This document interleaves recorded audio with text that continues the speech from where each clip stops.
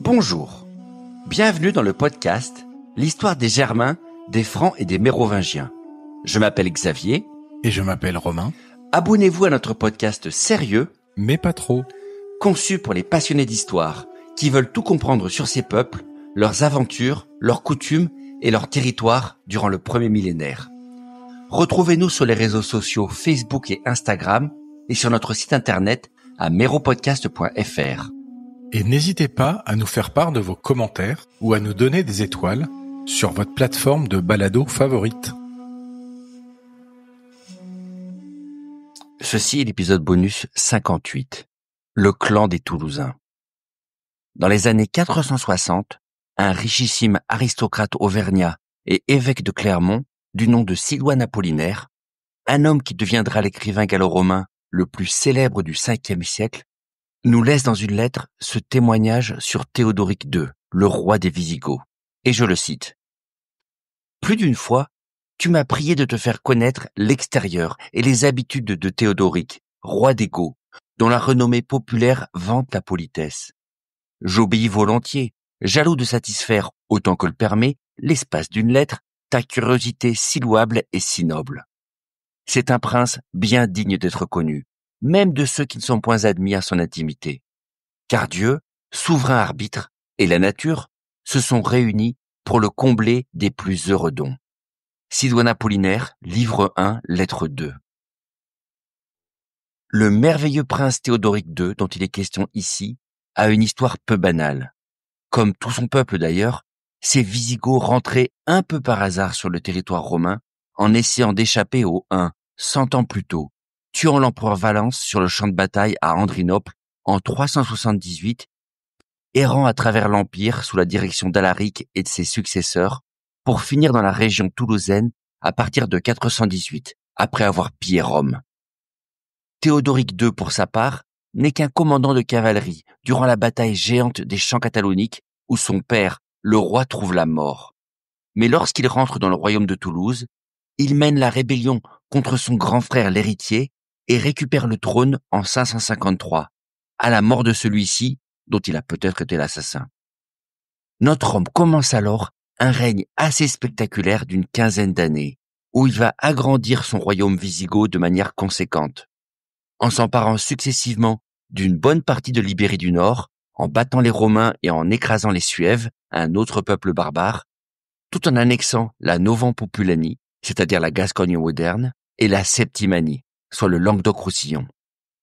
Même si notre homme n'aura pas que des succès militaires, perdant quelques batailles contre l'empereur et contre Aegidius et ses alliés francs, qui bloqueront son expansion en Gaule, il laissera un État wisigoth très étendu à sa mort, posant les bases du futur grand royaume de Toulouse de la fin du 5e siècle. Et c'est bien cela qu'il y a de surprenant avec les Visigoths.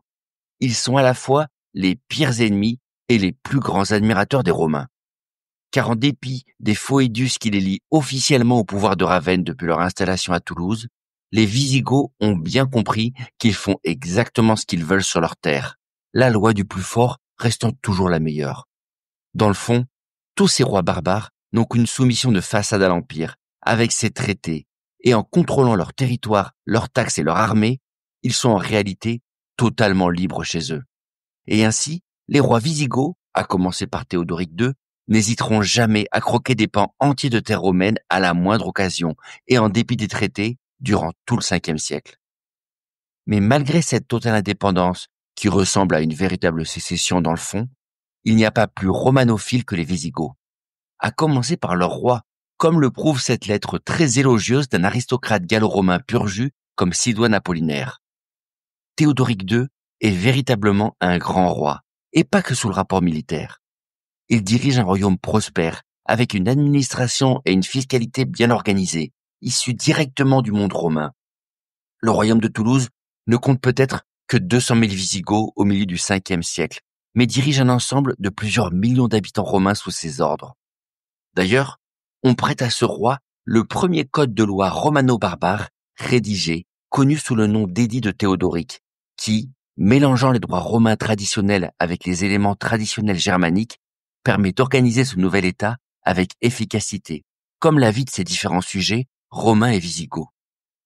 Théodoric II réussit donc à faire de son État une puissance stable et efficace, ce qui lui vaut l'adhésion de certains riches gallo-romains, comme Sidoine, alors que l'Empire s'écroule peu à peu à l'ouest. Un sacré tour de force donc, pour ce roi en particulier, comme pour toute sa famille qui va se succéder sur le trône pour faire des Wisigoths la success story de l'Empire romain tardif du 5e siècle. Et pourtant, les choses vont mal finir pour ce roi comme pour son royaume, car ses brillants succès ne vont pas permettre le triomphe total des Wisigoths comme la grande puissance dominante à l'ouest, remplaçant l'Empire romain. D'abord, le facteur culturel et religieux joue un rôle considérable dans ce semi-échec, l'élite wisigothique du pays refusant obstinément la fusion avec le peuple qu'elle contrôle, en maintenant farouchement sa culture germanique particulière et son christianisme d'obédience arienne. Le pouvoir wisigothique va donc osciller entre persécution des évêques nicéens ou coexistence pacifique, la deuxième option étant choisie par Théodoric II. Mais aucune de ces politiques n'amènera de résultats très probants sur le long terme. La domination des Wisigoths sur leur territoire restera toujours instable, avec cette mentalité du conquérant étranger à ses propres sujets qui l'empêche d'unifier pour de bon le pays dans un nouvel ensemble, comme les Francs vont parfaitement réussir à le faire de leur côté. Ce n'est pas avant un bon siècle et demi qu'abandonnant cette particularité, les rois wisigoths vont enfin régler le problème dans leur royaume, réduit à l'Ibérie et au Languedoc moderne. Et deuxième facteur derrière leur problème, l'instabilité chronique du pouvoir, car les princes et aristocrates wisigoths vont garder une fâcheuse tendance à s'entretuer pour le pouvoir avec une régularité déprimante. Si aucun régime politique n'est parfaitement tranquille et sans heurts au haut Moyen-Âge, les Wisigoths amènent le concept à un tout autre niveau, avec une mort violente pour la quasi-totalité des rois du 5e et du 6e siècle, que ce soit sur le champ de bataille, lors de révoltes militaires, ou plus fréquemment encore, de la main même de leur successeur, qui règle son compte à son prédécesseur avant d'épouser parfois sa veuve pour les plus cyniques. Théodoric II n'échappera donc pas à la règle, puisque c'est son propre petit frère, un certain Euric, qui, mécontent de sa politique trop coulante avec les Nicéens et pas assez en rupture avec le monde romain, l'égorge en 566.